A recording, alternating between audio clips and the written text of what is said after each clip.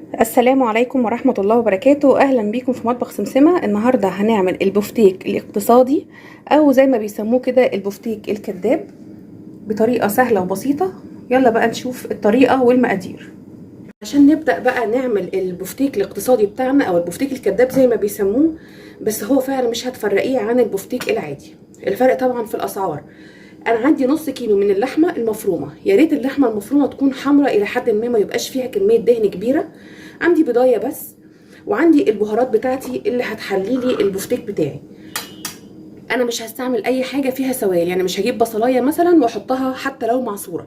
انا عندي بالظبط هنا معلقه صغيره من البابريكا، معلقه صغيره من القرفه تكون ممسوحه، معلقه شاي صغيره، ومعلقه شاي برضو من البهارات اللحمه او السبع بهارات اللي موجوده عندك، معلقه صغيره من الملح والفلفل. تمام. المعالق الكبيره بقى توم باودر وبصل باودر. بس كده. نبدا بقى نجيب البوله ونعجن مكوناتنا الحلوه دي مع بعض. انا عندي البوله اهي، هبدا احط فيها اللحمه بتاعتي، نص كيلو اللحمه المفرومه، وهنزل عليها بالبهارات بتاعتي، توم باودر وبصل باودر وملح وفلفل والبابريكا والقرفه وبهارات اللحمه. اي بهارات تانية انت حباها دي حاجه ترجع لك طبعا. ولازم اربط كل المكونات دي مع بعض لان ممكن اللحمه بتاعتي تنزل سوائل. فهجيب معلقه كبيره من نشا الذره، معلقه كبيره من النشا، ومعلقه دقيق كبيره ممكن من الدقيق الابيض او البقسماط. البقسماط الناعم اهو، شايفين؟ معلقه واحده بس، معلقه نشا ومعلقه بقسماط. وبعدين هنزل بالبضايه، هعجن كويس قوي مع بعض. نبدا نعجن كل المكونات دي مع بعض علشان الانسجه تتفتح زي ما بعجن الكفته بالظبط. عايزه الخيوط اللي فيها تطلع.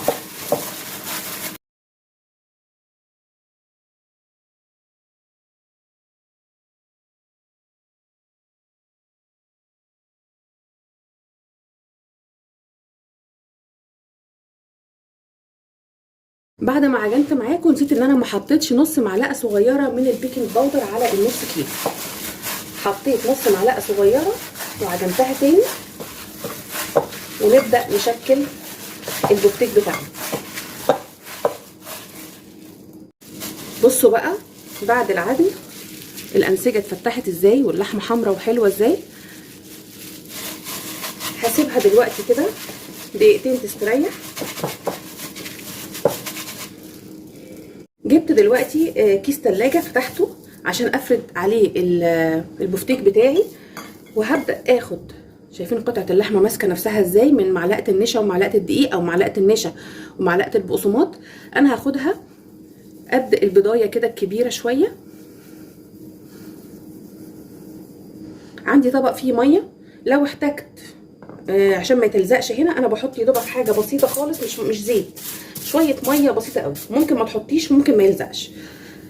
اهي بالطريقه دي كده بحطها في النص وابدا افرد بقى عشوائي خالص كده.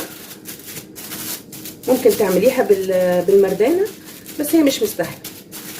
احنا بنعملها شبه قطعه البفتيك، بنبسطها حلوه قوي. كل ما كانت رفيعه كل ما تديكي نتيجه حلوه. بصوا بقى، بسم الله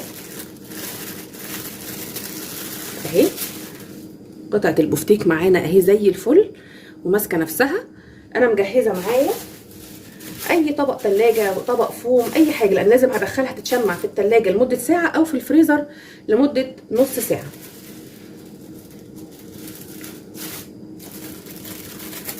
بالطريقه دي كده. واعمل واحده كمان.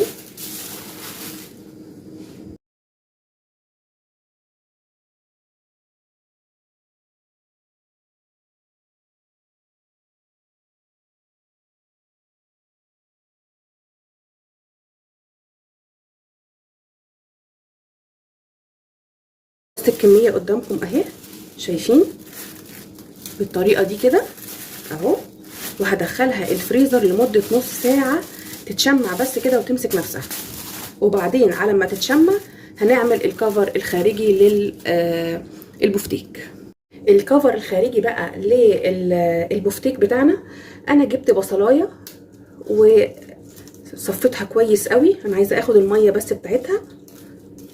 الحركه دي يعني ايه من عندي، ممكن انت تستغني عنها وتستعملي ميه عاديه من الحنفيه. هنعمل بقى بيها ايه بقى الميه بتاعت البصل دي؟ هنحط عليها الكفر الاولاني اللي هو عباره عن معلقه من الدقيق. انا حطيت دقيق اصفر اللي كان متاح عندي، ما عندكيش دقيق اصفر حطي دقيق ابيض عادي جدا. تمام. انا عايزه بس الميه دي، الطفل ده هعينه في الفريزر في كيس كده استعمله في اي طبخه تانية. يبقى انا بحط على الميه بتاعت البصل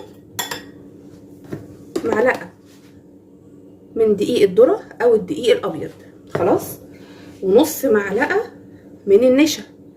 ممكن تستغني عن النشا وتحطي معلقتين من الدقيق، خلاص. هنزل عليهم بالباقي بقى ميه عاديه من الحنفيه. عايزه القوام يكون وسط، يعني ممكن تستغني عن حركه ميه البصل وتحطي ميه على الدقيق او النشا، خلاص. ده الغلاف اللي هغطي بيه البفتيك بتاعي، هو ده القوام اللي انا عايزاه. هنزل عليه بقى بعصره نص ليمونه وذره ملح وفلفل، اكني بتبل البفتيك بالبصل والملح والفلفل والليمون. بحط اهو، حطيت الملح والفلفل ذرات بسيطه قوي قوي لان انا متبله اللحمه كويس جدا. واعصر نص ليمونه كبيره بالطريقه دي واقلب كويس قوي، واحطه في حاجه واسعه علشان ينزل البفتيك براحته ما يتنيش مني. انا حطيته تقريبا كده ساعه في الفريزر لان كان عندي شغل كتير. هو ده الكفر اهو. اخد الباقي كده بشويه ميه صغيرين، ابقى حريصه قوي في الميه.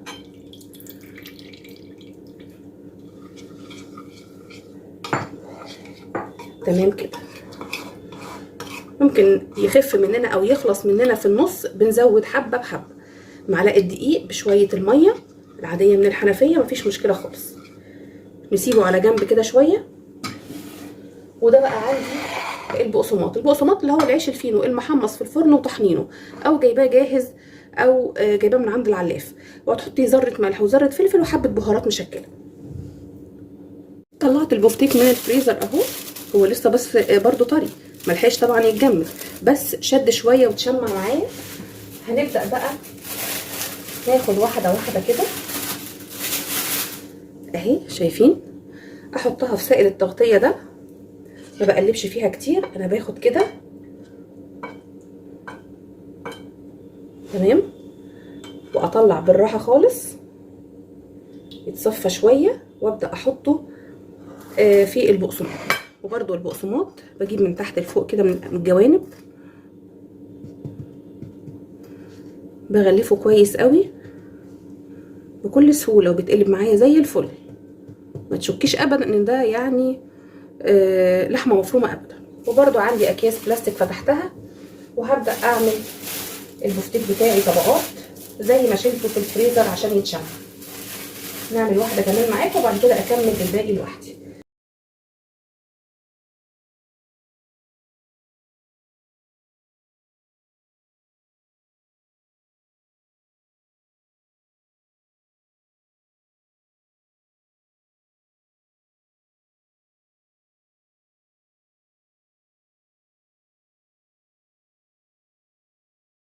عملنا الكميه كلها اهي، وهنبدا برضو ندخلها الفريزر لمده يوم كامل.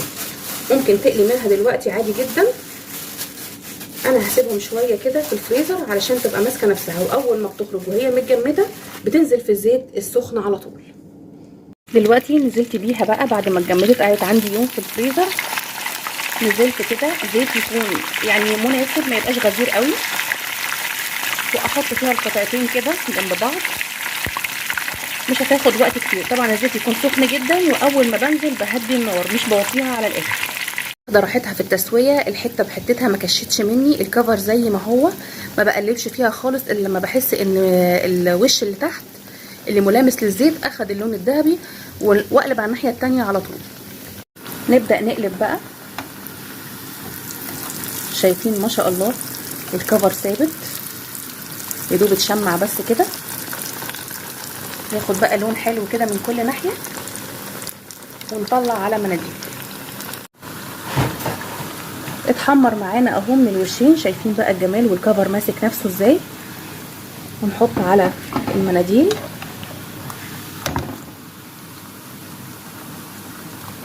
جميله جدا وموفره وريحتها حلوه جدا جدا، والحته ما شاء الله زي ما هي. البفتيك طلع معانا اهو، شايفين الجمال بقى، وكله بقى ايه الكفر ماسك عليه وزي الفل، وشايفين القرمشه جميل جدا جدا. نفتح واحده قدامكم كده، مستوي وجميل، والريحه والطعم مفيش بعد كده. نحط له شويه بقدونس نزينه بيه كده. جربيها وان شاء الله هتعجبكم، ويا رب الحلقه النهارده من مطبخ سمسمه تكون عجبتكم، وتابعوني في حلقات جايه كتير. باي باي.